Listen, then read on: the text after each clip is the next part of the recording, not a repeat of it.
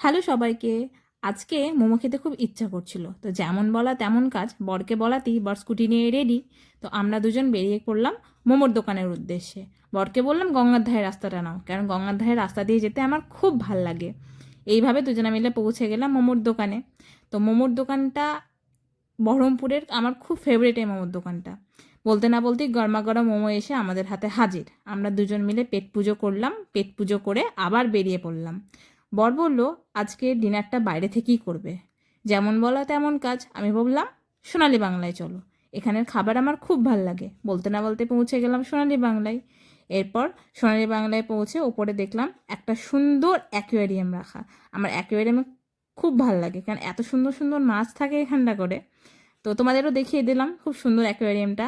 আমরা অর্ডার করেছিলাম বিরিয়ানি। বিরিয়ানি খেয়ে আমরা আবার বাড়ির উদ্দেশ্যে রওনা হলাম।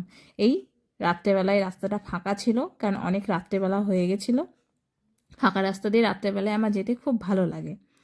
পৌঁছে গেলাম দুজনে মিলে বাড়ি। টাটা।